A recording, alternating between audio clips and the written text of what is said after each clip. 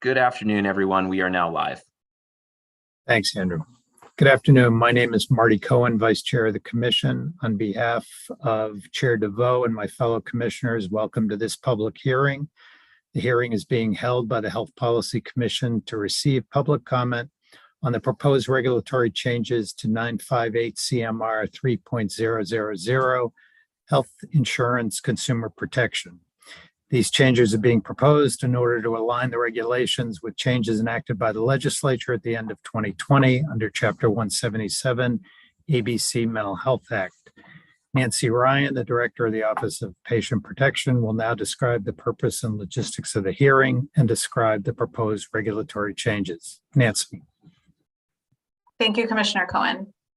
The purpose of today's hearing is to receive comments from the public rather than to engage in discussion or answer questions. This hearing is being held virtually via Zoom and is also being live streamed on YouTube. Those wishing to testify were asked via public notice to contact the HPC at hpc-testimony@mass.gov. The Commission will determine an order for testimony, calling anyone who wishes to testify by name or organization. May provide oral testimony only once, and we're asking people to focus the testimony on proposed regulations and limit remarks to 5 minutes.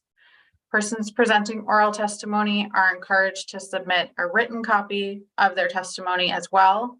Anyone who wants to submit written testimony should send submissions to hpc-testimony@mass.gov or to me, Nancy Ryan, Director of the Office of Patient Protection, at the mailing address included on the hearing notice. All written testimony must be submitted by 5 p.m. a week from today, Thursday, March 9th. All testimony is given equal weight, whether written or oral.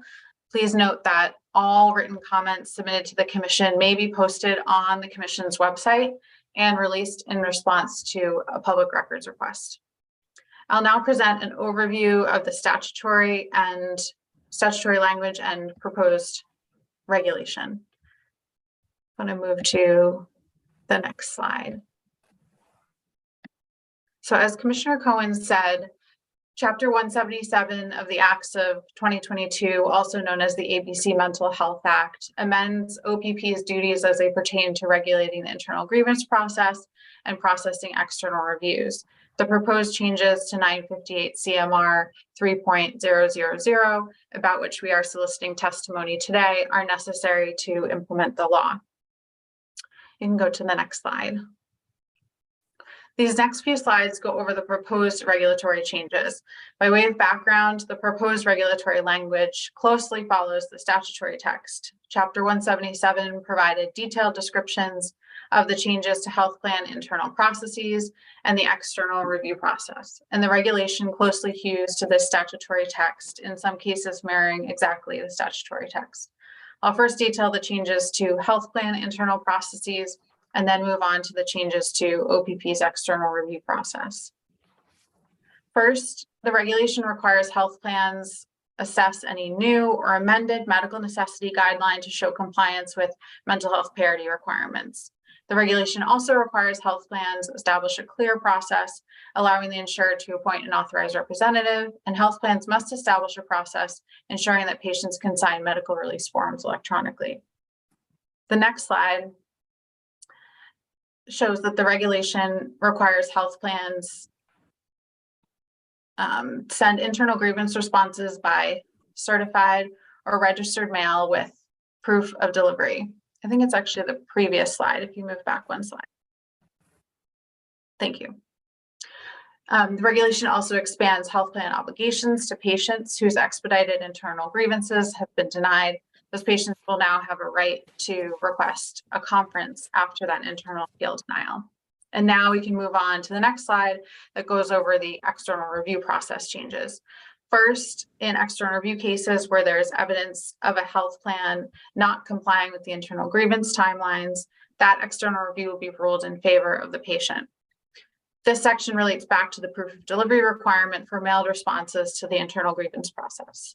Second, the regulation implements the statutory requirement that a complete medical record for external review compiled by the carrier must include medical records and medical opinions by the patient's treating provider.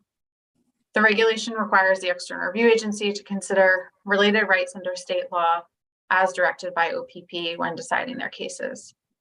And continuing to the next slide, the regulation directed by the statute explicitly allows consumers to request continuation of coverage in non-expedited external reviews. It is the external review agency that decides whether the coverage should be continued. And under the proposed regulation, the external review agency must newly consider prior denials that have been denied at internal grievance or external review when deciding whether to grant continuation of coverage. Finally, under the proposed regulation, a health plan's failure to comply with an external review agency's decision would be a violation of the state's Consumer Protection Law 93A. That concludes the overview of the regulatory changes. If you just want to move to the final slide. To date, we have not received any requests to testify at the hearing today. I'll just check briefly to see if any requests have come in during the beginning part of the hearing.